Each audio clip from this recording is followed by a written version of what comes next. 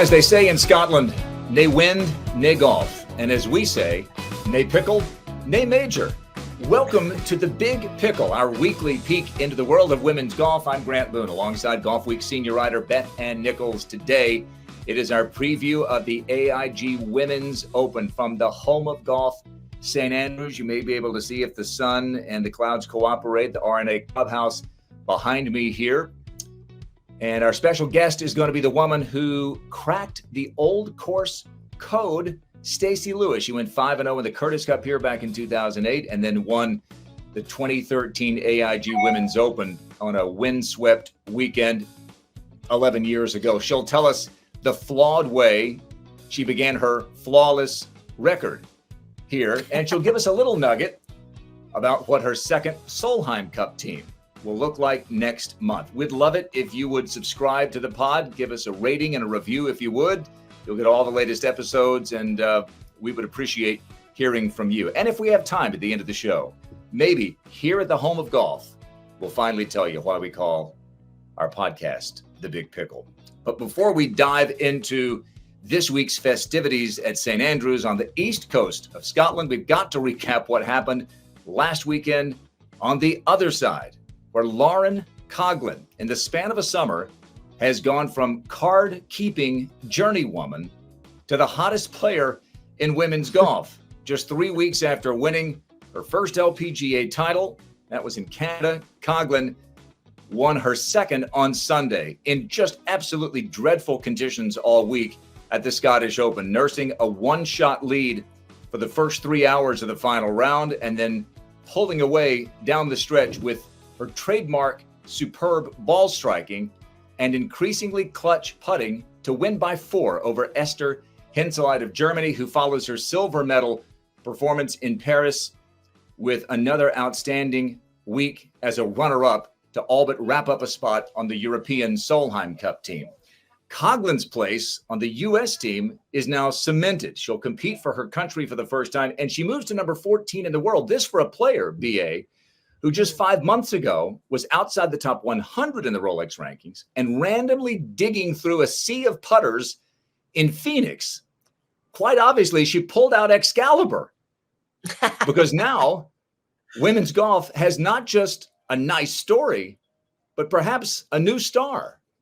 And I love her story. You know, I love the fact that she's a former college walk-on, multi-sport athlete, late bloomer. I think it's great for the women's game and the sea of phenoms. And I look at how she has progressed as a player, you know, the storyline of the Evian, how she's learning how to play off of uneven lies. You know, the story last week is how she's gotten better at playing in the wind, how she wasn't always great at it. And so I think watching a player evolve and learn things, you know, in your 30s, you know, is such a great message for the youngsters out there, that you don't have to know it all when you get on tour. You don't have to know it all as a collegiate player, that you can grow out here. And I think that, you know, she also is showing this athletic clutch gene that she has, that as she's getting more confidence, we're seeing more of that. Just she is a great athlete, and winning in those types of conditions says a lot, shows us a lot of what we could see at the Solheim Cup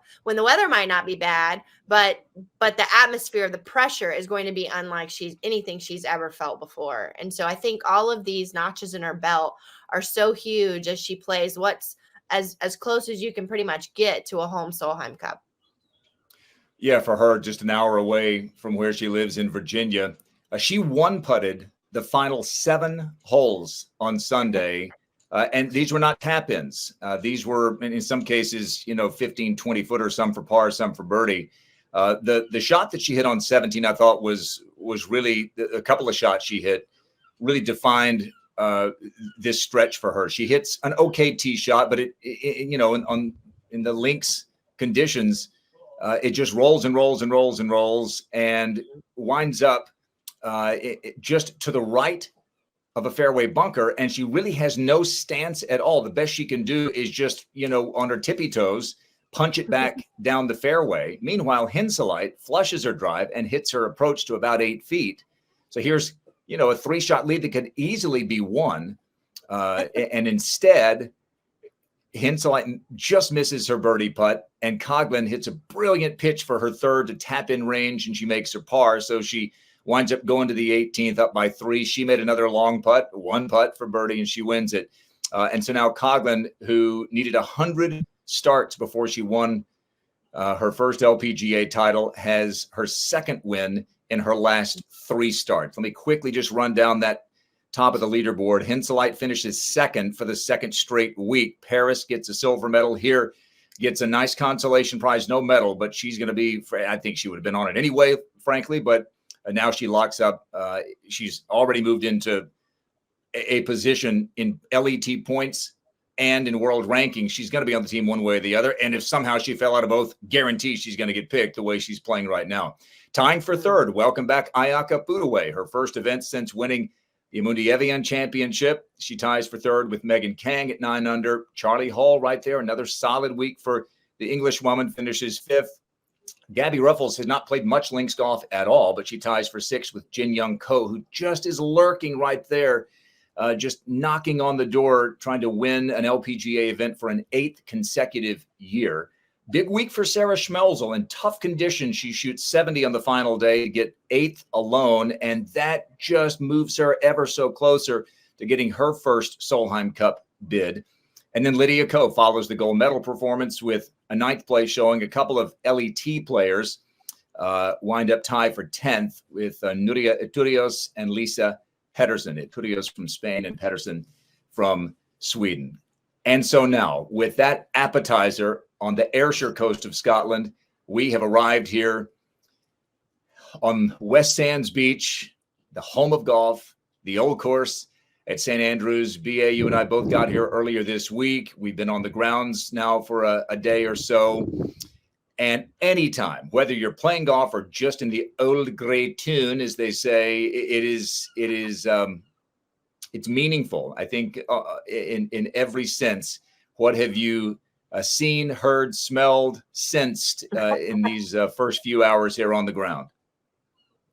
Well, of course, I had dinner at the Dunvegan last night, as you do, and looked up at the bar. You know, the pictures of Stacy on the bridge with her family and just enjoying that moment. You know, that of course is where she stayed in 2013 and where she celebrated the same thing for Lorena Ochoa in 2007. So that is the place when it comes to, especially this women's event at the old course. That is the place where champions stay and celebrate. And I know that Lilia Vu was there as well with the trophy earlier in the week. So, you know, I think that, you know, you have on the one end of the spectrum, Kari Webb playing this week, you know, Kari saying, you know, she couldn't pass up another opportunity to play at the old course, even though she's exempt until 60, she probably won't do this again. So this for real will probably be her last time competing here.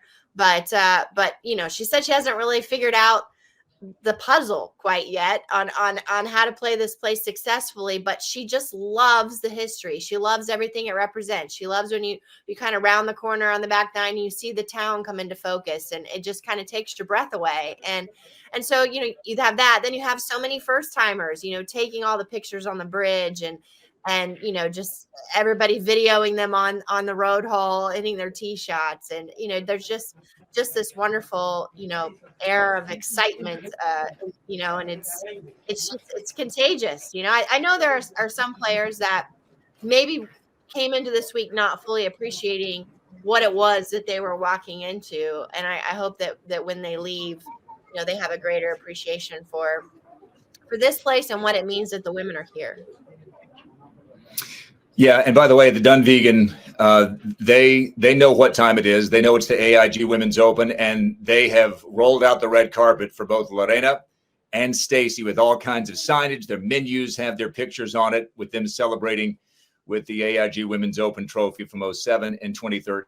This is the third time that the old course has hosted the AIG Women's Open. Lorena, number 1 in the world when she won in 2007 here, in a resounding fashion. Might remember it played as a par 73 that year. The 17th hole was made into a par 5. 2013, Stacy, in weather so bad, they basically wiped out an entire day. They had to play essentially, well, they did play a 36-hole final on Sunday. Colleague Morgan Pressel had the lead going into the final round. The winds changed in between the 18 hole rounds, and Stacy emerged, but she had to wait a long time because they didn't repair. That's how desperate they were to get everything in. And so this, as you would expect, brings out the very best in the world. And we will see what happens this week. But you look at the major winners this year, Nelly Korda, you look at Yuka Saso, Amy Yang, and then Ayaka Fudaway, all of them inside the top 30 in the Rolex rankings. And so it's been a great year for stars, big names, great players winning majors. Will we see that, or will we see something maybe more along the lines of a Louis Oosthuizen, whose only PGA Tour title was the Open Championship here in 2010? This golf course is, as you know, if you're a fan of golf, it's just like no other. It can be cutesy and demure. If the conditions are right, it's cozy, but you've got to be mindful when the conditions get nasty. And BA, here's what I was told earlier in the week by the RNA as they sent out their official forecast. They said winds blowing up, perhaps gusting higher than 40 or even 50 miles per hour. And the term they use, which I love, is so UK, unsettled. The conditions are going to be unsettled this week. I mean, if they're saying unsettled, then goodness knows what we as Americans are going to think about it. But when we're both here, but when you're back home and you flip on an Open, a men's Open or a women's Open, don't you kind of want to see a little bit of unsettled, a little bit, at least one day? Yeah, of course. I think you want to see the women, play the tough test. You want to see the teeth of what this golf course, has. And so I think, especially when you're not actually hitting the shots. so Correct. I think it's going to be a wild one, and that means it'll be, I think, more of a bunched leaderboard. I don't know that anyone's necessarily going to run away with it when conditions are like that. And what's also unusual though is that you have a 2T start, which I asked Laura Davies if she's ever seen this before at this championship, and she said certainly not since it's become a major. I don't remember it. Of course, she played in 43 consecutive British Opens, so. She couldn't recall a time in which there had been a 2T start, but that actually isn't because of this wild forecast. It's because of daylight, because this event is being held so much later in the calendar due to the Olympics. They lost a full hour of daylight, 30 minutes on the front and 30 minutes on the back. And so unusual, and this is, probably the most iconic first tee shot, and for someone like Lauren Coughlin to be starting on number 10 and how weird that's going to be. And especially when these you want to make some hay on the front nine and hold on the back, and it's going to be a tough start for those players. And it's a haul, by the way. We just casually use the terms out and in to describe front nine out, back nine in. That was not just a term; it was descriptive. For courses that, like St. Andrews, you go out and then you hit that loop of 7, 8 and 9 come back, and then 10 and 11 go back out, and then you come back in for good beginning of the 12th. So it's a haul, and that area is the most exposed part of the golf course. So you get 10 and 11 to start. 11 is a heck of a second hole to have at a major championship. 1 is about as friendly a hole as you can have, although we've seen through the years that you can bounce the ball into the burn if you're not careful and make a big number. Tiger did that a few years ago at the Open, but it is odd. I'm not crazy about it, but again, I think you have the RNA involved here running this championship as they have since 2017, and so you trust that with all the championships they've had at the old course, they know the Dunhill Links, if I'm not mistaken, does a split part, which is a men's event. So it's just one more quirk in a week of quirks. This is the quirky capital of golf, in addition to being the home. Looking at the field, 144 players, BA, there were 12 final Hail Marys said on Monday over at Crail. And there was a wild, what was there, a 12-for-3 playoff. And Steph Meadow and Jody Ewart-Shadoff and Ursula Vikström, Ursula, who's an Olympian from Norway, from Finland rather, and plays on the LET. She got the spot with Jody and Steph. And so those join the other 9 who get those final spots. And you look at Nelly Korda, number 1 for the 22nd consecutive week, 58 weeks overall. She's closing in on Annika, so 59 weeks maybe now. She's closing in on Annika for 6th most number of weeks at number 1. But as we've seen with Nelly, especially if you're talking about nasty conditions, it's hard to know what to expect from her when things were rolling at the beginning of the year. Anything you threw at her, tough conditions like at Palos Verdes or at the Ford Championship in the Phoenix area, or when you get to match play and Shadow Creek is this beast and she had to play well just to get into match play. Whatever you threw at her, she handled. And what we've seen in the last couple of months is Nelly have some flashes like we've been accustomed to seeing, but difficult to string an entire round together. So as I'm looking, BA, at Nelly Korda, Lilia Vu, Jin Young Ko, 3rd in the world, and then you look at the rest of the top 10, who do you have your eye on as players besides Lauren Coughlin coming in this week in good form, and Esther Hinseleit I should throw in there as well? Right. Well, I think it's important to look at a player like Jin Young Ko. She has David Brooker on her bag, and of course, David was on the bag for Lorena Ochoa, and has such great course knowledge of what you need to do well around here.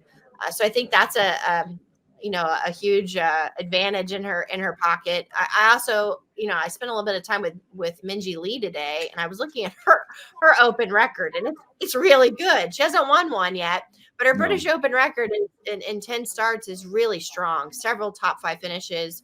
Half of her starts she's finished in the top 10. And she's just she also has Brad Beecher on the bag, of course, was on the bag for MB Park. And I look at her personality, her demeanor, there are, the strategy is so important here. And you're going to have to do things that, hit shots that may not be how you want to play it, but it's how you should play it. And she's really good at that, at sticking to whatever the plan is, because that kind of matches her personality. So I think she might be a sneaky one. Played well last week at the Scottish. Hasn't had a great year, but seems to be trending.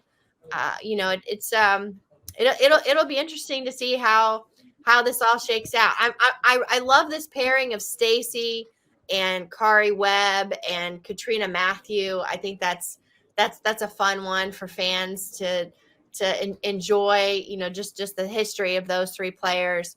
I also think Charlie Hall's really interesting. She often talks about how links is not her strength, but almost in the vein of Lauren, she's learning. And I think, Laura Davies told me today, she believes Charlie has the best imagination on tour. And, the reason Charlie says she doesn't really like links is she likes tree line courses that show you exactly where you need to hit, where it's really obvious how to shape your shot. And it's not so obvious out here, and you have a lot of options. And so, her caddy will have a big play in that. But I do think that Charlie's maturing in her game, and it might be time for her to contend on a links course in this event. Well, if the conditions are as we expect, you certainly look at a couple of things. Sometimes weird conditions, extreme conditions can give us funky leaderboards with no offense whatsoever intended. Carnoustie, which was as horrendous as you'll ever see back in '99 for the men's open, gave us Jean Van de Velde, who was a fine journeyman on the DP World Tour, but was the opposite of a star. And Paul Lowry, the Scot, wound up coming from 10 shots behind to win that playoff. Justin Leonard was in there as well, and Justin looked like he was going to be the star who emerged, but it was Lowry. So sometimes you get that. More often than not, you get the premium ball strikers managing in the tough conditions, because it's going to be tough no matter what. I don't know how bad it's going to get. But that brings us back to players like Lauren Coughlin top 5 in ball striking every year, basically on the LPGA Tour. And now with an immense amount of confidence, having won 2 of her last 3 starts. By the way, where did she go when she and her husband, John, drove the 2 hours from the Ayrshire coast over here Sunday night?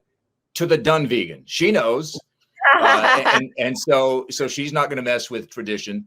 So Lauren is somebody you'd look at. Charlie, top 5 in ball striking. A player like Megan Kang, who won a year ago this week, this week, I guess, at the CBKC Women's Open, and played well last week, finishing tied for 3rd. Anytime Ayaka Putaway's in the field, I'm going to say she's going to top 10 and probably, I'm going to win money. And so watch out for the pure ball strikers, maybe not, the lights out putters. The greens are going to be slow. It's much slower than they're used to. They have to be, because if they're fast, then you can't even play because the ball will just blow off the green. It's going to be a week of at least for a couple of days of just surviving, finding a way. I was speaking with Lydia Ko on Tuesday, just talking with her as we walked a couple of holes together. She said she hit a 3-wood from 175 yards last week at the Scottish Open. And for her, she really kind of embraced the idea that when you get to links golf in bad weather, you kind of throw the yardage book out and you just say, find a way. And who's been better at finding a way over the last 12 years than Lydia Ko? So maybe this could be for Lydia, the way that she's encouraged to go out. She's talked about, she's at least entertaining the idea that you broached on our last Spear, that maybe this is it for Lydia at the end of the year. She said she wanted to win another major. That'd be a nice way to kind of wrap everything up. If she wins here at the home of golf after winning a gold medal and getting in the Hall of Fame, you couldn't imagine a better sunset into which Lydia could ride. After our interview with Stacy Lewis, we are going to kick around a couple of things, including the Solheim Cup teams. Each will be solidified here in the next few days. This week is the final week to qualify for the respective teams, and then the captains will make their picks. Suzanne Pedersen for Europe gets 4 picks with 8 automatic qualifiers, and Stacy Lewis gets 3, the 7 top point earners, the next 2 in the Rolex rankings, and then 3 picks for Stacy. But with that, let's bring on the captain and the woman who knows her way around the old course, Stacy Lewis. Well, joining us from across the pond, where her fortnight in Scotland has already begun, is a 2-time major champion, 13 total LPGA wins, the former #1 player in the world, a 4-time Solheim Cup player, now in her second go-round as the Solheim Cup captain for the U.S., the player who leads the LPGA in tournaments claiming her as one of their own, and most importantly, Chesney's mama. It's Stacy Lewis. Hi, Stacy. Hi, guys. How's it going? We are doing great. I'm just wondering if all the feels are back now that you're in Scotland, where you got that coveted victory after becoming a mom back in 2020. And of course, back at St. Andrews, which means so much to you. How are the feels this week? It's just in my happy place, where, you come here and you get soaking wet, but everybody's out playing golf, and it's just pure golf at its purest. You're just out there hitting shots. You don't see many TrackMans out there on days like we had today, where it's windy and raining, and that's just go play golf. Go figure out how to get the ball in the hole, and that's what I love to do the best. Stacy, I know you fell in love with links golf and the old course in 2008 at the Curtis Cup, where you became the first player to ever go 5-0. Everyone has a first tee story. It's such an iconic piece of land. What's yours the first time? Well, so I played all the matches, obviously, at Curtis Cup, but the first match I must have been playing the evens, so I didn't tee off on the first hole. So we get around in the afternoon, and now I've got to hit this first tee shot, and it was downwind, so you couldn't hit driver, so you had to hit some sort of fairway wood. And so they announced my name. I'm real nervous, the whole thing, and I hit this shot. And my mom still has a picture to this day, but tee is in the ground, like ball is teed up here, and you're hitting like this direction to my left here. The divot started and ended before the tee. And this ball just like, I mean, I duffed it. I purely duffed it down the fairway. And like the crowd, there was like a two clap, like nobody knew what to do. And so we get down there and it rolled pretty far, but again, it was downwind. So that I was far enough back. I couldn't stop anything into the green. And so my caddy's like, well, let's just lay up. So we hit 7-iron down there.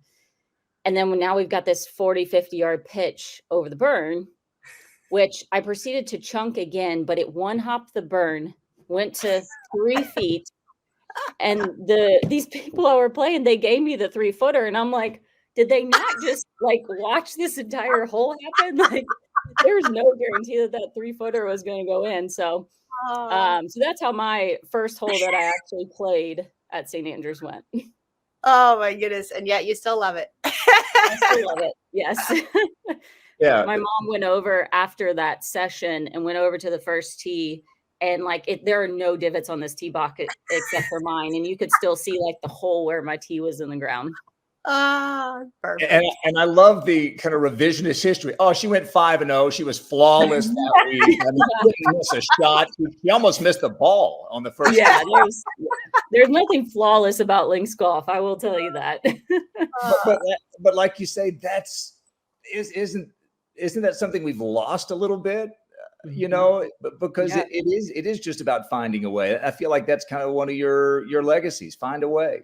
Yeah, I mean, you gotta learn how to hit 8 irons 120 yards, or hit gap wedges 50 yards. Like you just have to learn to adapt to hit all these little shots and just figure out how to get the ball in the hole. Chipping with 7 irons and running balls up slopes, and you play practice rounds with rookies that have never been over there, and they've got lob wedge in their hand all day.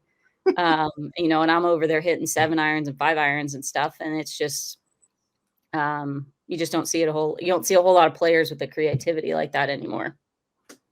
And it is acquired. I know, Morgan Pressel has talked a lot about getting over there in 2007 and saying, what is this? This is not like anything you ever play in the US, but what a place. And I've just been thinking a lot about your 2013 victory there at the AIG Women's Open, because it came at a time when and your career really began at a time when the LPGA, which had already become global with Laura Davies bringing Europe over en masse in the late 80s, and then Sayri Pak opening up Asia in the late 90s. But really, it was that period as you were joining the tour, you and Morgan and that bunch in the late 2000s, that saw the fruit of what Sayri had done, because there were a few players who came over right after Sayri, but really it was that big push 10 years later that came along. And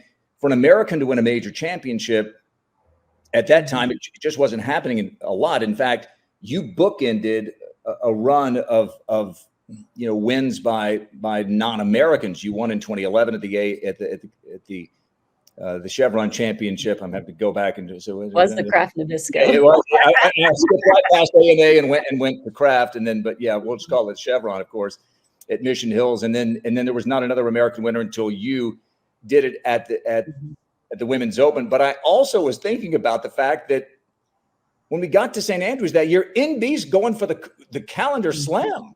And it was an amazing year, not unlike what we saw with Nelly earlier this year. And then for the chaos that ensued on the weekend with the weather, you're finishing an hour ahead of the leaders because they didn't repair for the final round. Take me back through that wild weekend. Yeah, it was, this was before the RNA was running this event as well. It was run by the LGU at the time, the Ladies Golf Union. And so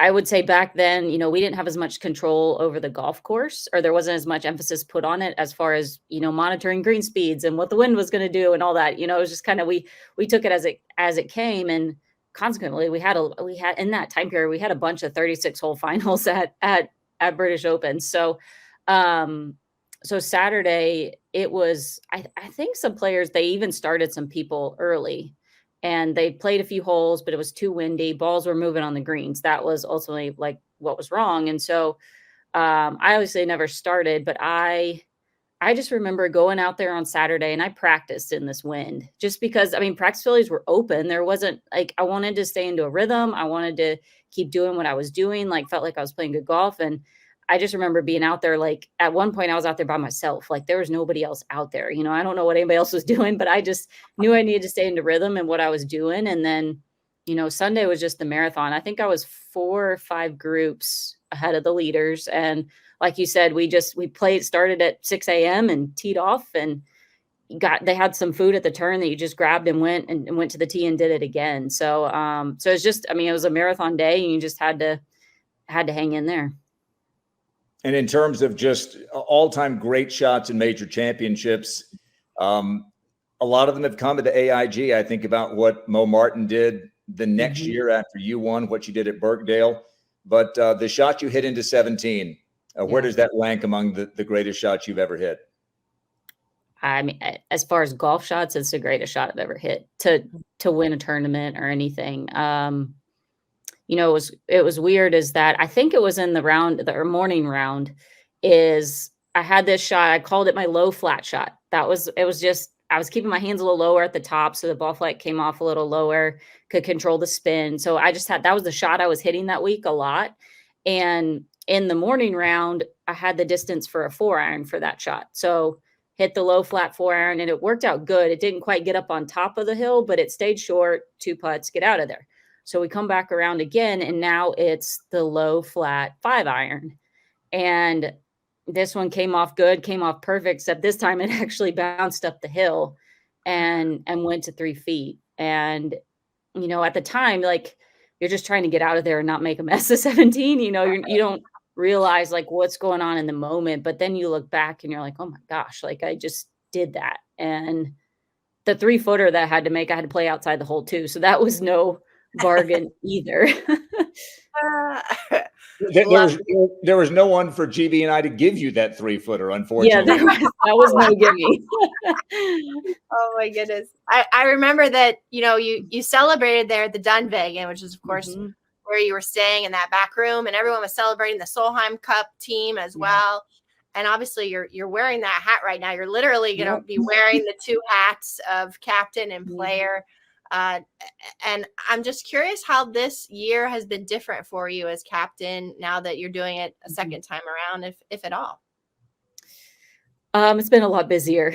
You would think second time around would be easier. It's almost probably been a little bit harder just because we're in the United States and all the things that have gone along with it. You know, I've made multiple trips to DC for sponsor related events. There's just a lot more ask. There's more people involved. There's more managing that needs to go on. So, so this year's been just as busy as last year. I mean, really the last 3 years have been just crazy.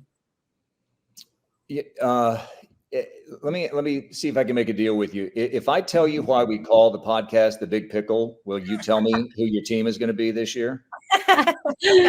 Oh, you should have posed that one to Angela. She's more curious of the name than anybody. I think I could have had her. And all, you know, looking at the team, I think we've got 3 officially that have clinched as we record this podcast, and that would be Nelly and Lilia and Allie Ewing. Feels to me like Rose is as close to a lock as you can get, if not already a lock, just because of how high she is in the world ranking, 9th at the moment. So I can't imagine a scenario in which she falls, even if she does. I mean, she could, the way she's playing, she could move into the top 7 in points. She's 8th. But even if she doesn't, she's going to be one of those. So you've got 4 of your 12. And then it feels to me as an outsider like there are a couple of other obvious ones. But one of those new ones is going to be Lauren Coughlin. She hasn't mathematically locked it up. But as you look at this year's team and the makeup of it, I'm just curious to get your thoughts on what we know now. And I know there's still some things to determine. Yeah, I mean, like you said, Rose is, I mean, all I've learned about Rolex in the last couple of years, Rose isn't going anywhere in Rolex. So, so she's 4. Obviously she'll obviously be there. And then Lauren's going to be there. There's Megan Kang's going to be there. There's a few that we can go down the list that say something crazy happens and they happen to fall out on points. They know they're there. I know they're there. So, yeah, I mean, I would say I'm probably down to 13 or 14 players right now. So the list has gotten smaller, and it's playing itself out. The way they're playing it, this happened last year too. It's crazy. I thought I was going to, about a month ago, I was like, oh my gosh, I'm going to have like 5 people for one spot. This is going to be impossible. But like, just it's played itself out, the way the players are playing. And I've tried to let that be it this entire time, is just go play your way onto this team and don't make it a decision for me. Mm. Stacy, going into 2013, of course, as Grant mentioned earlier, NB, was generating an awful lot of headlines, winning the first 3 majors, and now we have Lydia Ko coming in hot off of getting into the Hall of Fame and winning that gold medal. You've been better than anyone on tour when it comes to lending great perspective on your peers, and you were actually playing alongside Lydia from the beginning of this run when she was back wearing glasses as a young 15-year-old. What can you put in perspective what it is that she's done? Especially, I mean, I can't think of a day in which anyone's accomplished more than she did. Yeah, I mean, as a fan, I mean, how cool was that to watch her win that gold medal, to get in the Hall of Fame? Like, it makes you look back on earlier times this year when she had some opportunities, and it's like, oh, that's why she didn't win there. Like, that's why things happen the way they do. And I think she'll probably be up there at St. Andrews. I think the golf course will fit her. I think she's very creative. Her short game is very good, can control the ball flight. So I wouldn't be surprised if she's in the mix come Sunday at St. Andrews too. But the resiliency to, the way she's changed her golf swing, she's changed her coaches, and to start at 15, and then her body goes through all these changes of just growing up and learning how your body just moves differently than it did at 25 than it did at 15. So she had to kind of grow up and learn through all of that, where, like me, I did all that stuff in college. So just to kind of come through all that and to win with different instructors, win with different golf swings, just shows you the mental fortitude, and she's a great person. She's a great player, and she's been tremendous for our tour. I know how adamant you are that players really, whether you want to use the term act like a founder, which was Mike Wan's great line, or however you want to describe it, so adamant that the players represent the tour. And I can't imagine anyone who's done it better than Lydia. I look at the Hall of Fame, though, Stacy, and in its current qualification system, it's hard to see the next time someone might reach the Hall of Fame. I mean, NB was the last to qualify. She got her points in 2015, but she had to get that 10th year, which is now one of the criterion that's been removed. And that was in 2016. Before that, it was Sayri Pak, the last to qualify. So we're talking about just 2 in the last 15 years, 17 years or so. And you, as a player who came along when the LPGA really exploded on a global level, and you were in that first group, seeing the fruits, like I said, of that Asian explosion that Sayri Pak helped usher in, and it's only gotten bigger since then with Thailand and China and others coming along. I just wonder, as you look at it now, do you think 27 points, which is an arbitrary number, it's just one that has been come up with over the years, do you still think that's a good one? I mean, Jin Young Ko's got 20 points. Nellie's at 17 at the moment. Is that a good number, or would you like to see that? Do you think it should always kind of be reviewed to see if it fits with where we are? I mean, I think it should be reviewed. Right now, do I think it's okay? I think it's okay still, but your Hall of Fames are also there. Like, what's the purpose of it? Too. Do we want to? The problem is if nobody's getting in, we're not celebrating the ones that are in the Hall of Fame. So, we have to continue to, celebrate our tour. And so if if we're going 8 to 10 years between someone getting in, I think that's a problem. So, that's why the World Golf Hall of Fame continually has somebody get in every year, because we're always talking about it. We're always trying to, bring some attention to the game. And so, I see it more from that perspective of let's continue to talk about these great players that are in the Hall of Fame. And how do you do that? You make sure ones keep coming in. Excellent point. Excellent point. Because we're usually focusing on celebrating the next person coming in, but that's such a great point that we're not necessarily looking backwards at all the players who are already in it. So, Stacy, I know it's been a point of emphasis for you as captain to make sure that this next generation understands the significance of the Solheim Cup, what it means to the game, what it means to the tour. I'm wondering how successful you feel that venture has been, and when you if so, when you saw a turning point. I feel like we made a lot of progress last year. Yes. I did a lot of things behind the scenes to get them to know the history of the Solheim Cup, the history of the US team. We did some trivia throughout the week and did some various things that they understood that. And going into this one, I want them to have an appreciation for what, wearing that flag on their sleeve, what that means and what that represents. And, I think when it comes across as being important to the captains, and then we've got 11 past captains coming, which I'm really excited about. And last year we did a dinner they came and had dinner with us after opening ceremonies on Thursday night. And they all got up and spoke. And so this year we're going to have 11 of them there. And I think, being around them, they're going to get an appreciation for it and they're going to understand what it means. And, we did something pretty cool in that a lot of, I don't know if you guys follow soccer much, but a lot of the national teams, especially in Europe, each player, when they make their first game or whatever it is, they get a number. So they're like the 200 and something, whatever. So we started a list basically. So everybody has a number. And so your first 8 that on the original Solheim Cup are 1 through 8. My number is 43.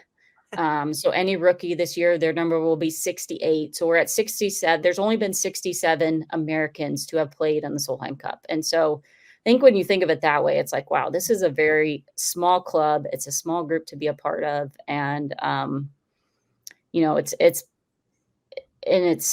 it's pretty cool too, to look at that original 8 and see the names on that list. And Beth Daniel's number 1. So pretty fitting there.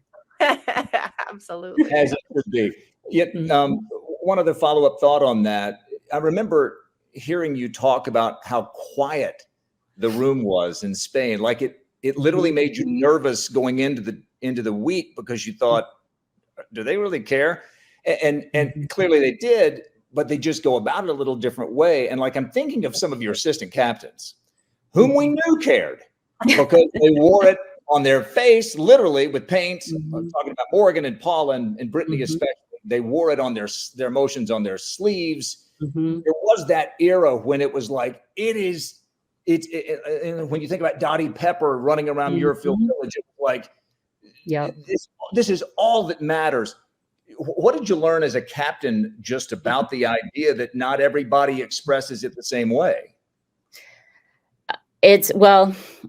I understand it because I am them. I'm the introvert, and we have a lot of introverts right now. And your Paula and Morgan, they're very much the extroverts, and that's what we had for a long time. And that's what you saw on the golf course, that they wanted to be rah-rah, and they got energy out of doing that. And now you have players that, like myself, it almost took energy away from me to get that excited about a putt and things like that. And so I understood them. It took my assistants, some of them, a little bit longer to understand that they're motivated and they 100% want to be here, but they don't need to go rah-rah and go crazy. They're fine. They're perfectly fine the way they are. And that's something I've tried to instill on all of them is I want them to be themselves. I don't need them to go try to be Paula or try to be Morgan. Just be you and play the golf the way you play. If you want to get excited, get excited. If you don't, then that's fine too. So it's just something I've tried to do across the board, because I think in a relaxed environment like that, they're going to play good golf. It's when you got to be somebody else and do all these extra things, it just becomes really hard. So since you have such a great mind at thinking about all these big picture issues, we've had such an interesting year celebrating first Nelly Korda and her historic run, and then now more recently with Lydia Ko. I'm just curious what you think the main areas that the commissioner and leadership should be focusing on right now, going into the rest of the season and beyond. Goodness. I mean, beyond, we gotta grow our tour on the side of TV and exposure. I think that's number one for our tour right now, is how do we get more hours on TV, get more coverage, get more eyeballs paying attention to us, because that's what's going to push sponsorship, push purses, push where we're playing. We've got to continue to push it. We got to get more people to watch us, and whether that's streaming, whether that's, through a different TV deal, I don't know what it is, but I think if I was commissioner, that would be number one on my list is finding a way to increase our exposure. Got to get more hours, and goodness knows, as Judy Rankin likes to remind me, I have no life. So I'd be happy to talk as many hours as they would let me about the LPGA. Clearly, it's not enough, because I had to go to this podcast to talk more about it. But I do think the question would be, okay, so if there are more hours, will that automatically make people watch? And then what would be the players' obligation in terms of getting people to watch? Well, then, yeah, I mean, that it snowballs from there, right? Because then it's on our marketing team. It's on the staff to make sure people know what time we're on, where we're on. I mean, I think one of our biggest problems is having to jump around to find us. It's great we get network TV every now and then, but like, you're having to jump from one thing to another, to Peacock, to this app, and it's like, and I want to turn it on so I can watch my Solheim Cup players. Like, I can't imagine what your casual fan is trying to do. Like, it's too hard to find us, so our marketing team has to do a better job there. And then, our players across the board need to do a better job of wanting that exposure and understanding why it's important. And yes, we're all shy. We're all like introverts. That's why we're probably not playing team sports, but you have to get outside of that comfort zone and understand that that's part of it. That's what my mom told me from when I started playing some good golf. She said, this is part of it. The media is part of it. The interviews are part of it. And you got to learn how to do it. You got to learn how to enjoy it. Because that's what's gotten us to where we are, is all these players, me and before me, that pushed the envelope and did all those things. And, now you've got all these social media channels, like, let's use them, let's go out there and use them. And I just think across the board, I mean, from our staff to our players, everybody could do a better job. Real quickly, given your history of being willing to push the envelope, you really were, if not the catalyst, you were certainly one of them in getting KPMG to invest heavily in the tour, to the point of sponsoring the KPMG Women's PGA Championship. You've been involved on a number of different levels. When this thing is all over in terms of playing, would you consider ever being in a leadership role officially within the LPGA, including commissioner? I would. I mean, I think it's moving in that direction. I mean, I would like, I feel like I've made an impact as a player, and I would like to continue to make an impact. And I can't play forever. My body's not going to let me play forever. So, it's kind of the next natural thing of potentially moving into something where I can make a difference and, and keep this tour going forward. Mm-hmm. Well, Stacy, we know, as Grant mentioned earlier, your most important hat is the one of mom. And so I'm curious what the playlist is that Chesney has set out for the Solheim Cup. What's going to be pumping in the team room? Oh, it'll be any kind of Taylor Swift. That is all we listen to these days. No, I didn't say what Morgan wants. I said what. Chesney. It's Taylor Swift. she's got a couple songs. She likes Katy Perry, Roar. She just calls it the Eye of the Tiger. Perfect. Party in the USA. You know, we got a couple songs, but other than that, it's Taylor Swift. Well, I gotta ask. Yeah, I gotta ask. Which is the bigger challenge, managing 12 players or one Chesney? The 12 players. Chesney's 5. She still listens to me, so that's the difference. Excellent point. Well, Stacy, this is a special couple of weeks for you. I know it's busy. You've got a lot going on, so thanks for taking the time. I hope you feel all the feels this week and next, and we'll see you very soon. Awesome. Sounds good. We'll see y'all there. Thank you. Well, BA, what'd you think about what you heard from Captain Stacy Lewis? Well, you can always count on Stacy to say something insightful. I really thought that what she said about looking at the Hall of Fame criteria, you know, the question of whether or not the Hall of Fame current system needs to be fixed. She said, you know, one thing I know for certain is that we need to be celebrating those who are already in the Hall of Fame more consistently. And I think that's so true. You know, we're constantly looking at who's the next person that's going to get in. And when we have these 8-year or 10-year gaps between players who qualify, we really aren't talking that much about who's already in the Hall of Fame. And you know, the LPGA can't do enough, quite frankly, to celebrate its past and keep those players front and center. And I, especially as the tour skews younger and younger, you know, you need their voices and their presence more than ever. So I definitely think that looking at it that way, I do believe that the system needs to change. I think there are way too many players that feel to most people that they should be. They are LPGA Hall of Fame criteria, certainly already, many of them already in the World Golf Hall of Fame, that the system should be tweaked. I do like the point system though, Grant.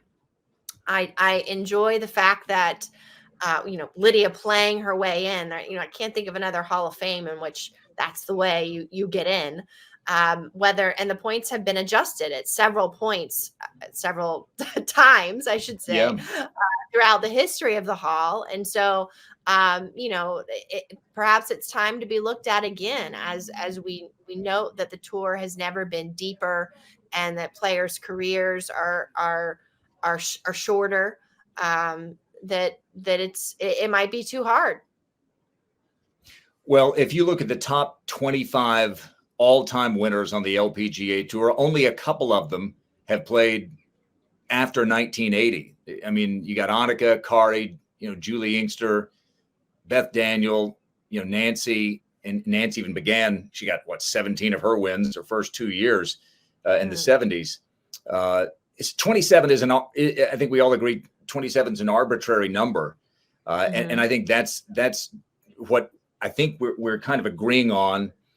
We've had this great debate, quite frankly, that not to give away the name exactly of the podcast, but part of what really, you know, sparked our interest in having a podcast years ago was having spirited debates about things like the Hall of Fame, because that's how we like to party. We talk about arcane rules in LPGA policy.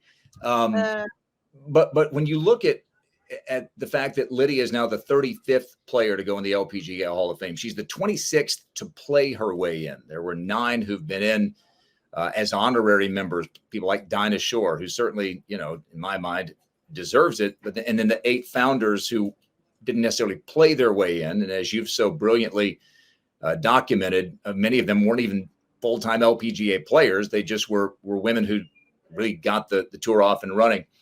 The thing that I think the best argument I could make about why there needs to be at least a review of the current points system is that had Lydia Ko never won another point, not a player of the year, a Bear Trophy, not another gold medal. I mean, not a gold medal, not another tournament, and finishes with 26 points.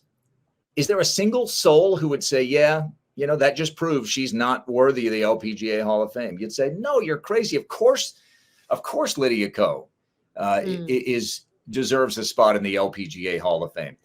And really now, with there not being a veterans category to maybe make up for that possible quirk in the or shortcoming in the points system, I'm open to ideas. I trust people like you, like Ron Cyrack, like Judy Rankin, and others, maybe like a Julie Inkster, Cardi Webb, people who are in the Hall of Fame. I could easily see a committee of very invested, smart, connected people who could look and not just say, okay, you're in, but say, okay, wait a second, Laura Davies, can we tell the story of the LPGA of the last 40 years without getting to Laura Davies? No.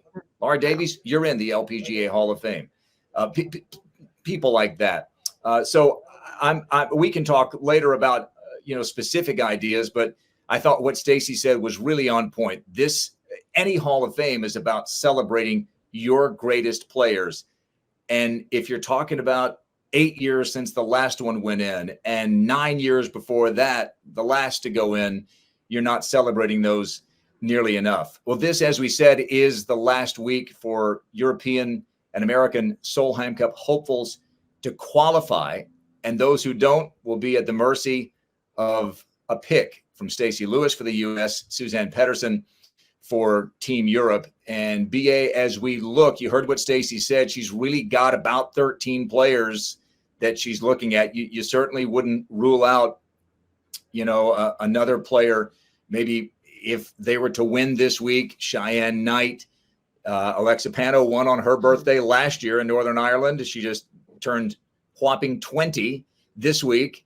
Were she to pull out a second victory, she would at least, even if she didn't qualify, she would earn, a strong look. But for the U.S., you're going to have, Nelly, Lilia. Now you've got Lauren Coughlin locked in, Allie Ewing, Megan Kang, Allison Corpuz. You got Andrea Lee sitting there at 7th. If Rose Zhang at 8th were to outplay Andrea this week and move ahead of her, Rose, who's already locked in one way or the other because she's so high, she's top 10 in the Rolex rankings. If Rose bumps out Andrea, then Rose you could get the last points spot, and it could maybe mean Angel Yin moves in and gets one of the 2 Rolex spots along with Allison Lee. And then Andrea Lee would have to rely on a captain's pick. How do you see this with the let's say we got half the team locked in, right? We're going to say, well, really 8 if you count Rose and Allison Lee. I don't think there's a way that either of them could both fall out. I think you're going to have those 8 that we mentioned. So I think, unless, and correct me if you disagree, but I think you're looking at Andrea at 7th on the points list. She was 7th last year, got in on the last day, you might recall, in Canada. Then you got Angel Yin right there. You've got Sarah Schmelz. You got Jennifer Kupcho, who's not qualified either way yet, points or ranking. You got Lexi Thompson, all right there. How do you see it? Yeah, that's your short list for sure. I can't imagine Lexi Thompson not being on the team. Honestly, I think agree. Jennifer Kupcho will be on there.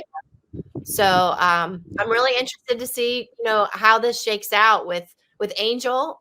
Her fitness in terms of her ankle and her health has been a question mark for much of the year.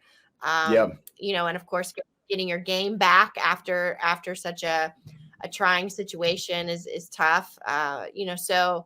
So it'll be interesting to see what kind of week that she has. I definitely think Allison Lee is going to be on that team for sure. I don't really see her falling out of the rankings.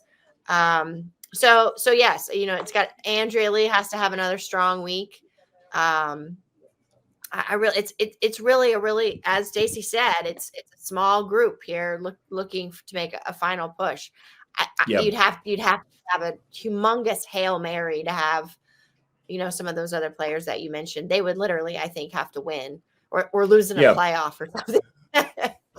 Points are doubled because it's because it's a major championship. So that's what the U.S. team looks like. You really got 13 players probably for 12 spots, and really you got 5 for 4 spots. And right now, Andrea is the bubble girl there, sitting at 7th in the points spot.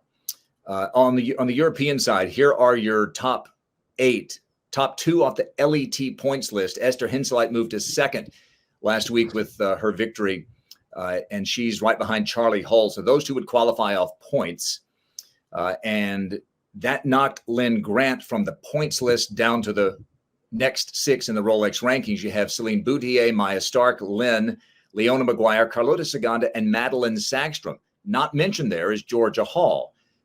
George is going to be there, obviously. She's too talented of a player, and it almost doesn't matter what kind of form George is in. She's actually been playing a little bit better of the last 6 weeks or so. She's playing her best golf now at this time, with big events coming up, including this week. So George is going to be there. That's 9. I don't however you say it. Those 8 I just mentioned plus Georgia. There you got 9, and then you've got 3 other picks for Suzanne. Anna Nordquist is going to be an interesting question. She's played every Solheim Cup, since 2009, and she's a vice captain. I think if she wants to play, she'll play. I think, and that'll be interesting. And then you've got probably, I would imagine, you're going to have Emily Pedersen. She was a bit of a stretch pick last year, but she showed up and proved it that she deserved a spot. She's an elite ball striker and hasn't had, a lights out year, but Emily, I would imagine, will be there. And so if you said Georgia and you said Anna and you said Emily, which are not, that's just my speculation, that would leave one other spot. And BA, I'm looking at players like Alexandra Försterling of Germany. She's a rookie on the LPGA, hasn't played as great on the LPGA as she's played on the LET, where she's won a handful of times already in the last year. Then you'd have an Alban Valenzuela right there. I mean, Gemma Dryborough played on the last Solheim Cup team and desperately wants to be back. She probably would imagine she needs a good week this week here at her home in Scotland to maybe make an impression on Suzanne. But as we've learned with Suzanne, expect the unexpected. We saw that taking Emily Pedersen and Caroline Headwall last year with 2 of her 4 picks. Do you have a sense as to how Suzanne's going to go? Yeah, I think Suzanne appreciates fire. She appreciates, the player who rises to the occasion in the moment. That's much like her personality and obviously what she's done in the past. And in that vein, I know folks are looking a little bit at Bronte Law, a player who leads the order of merit right now on the LET, and of course a past Solheim Cup player with a lot of fire.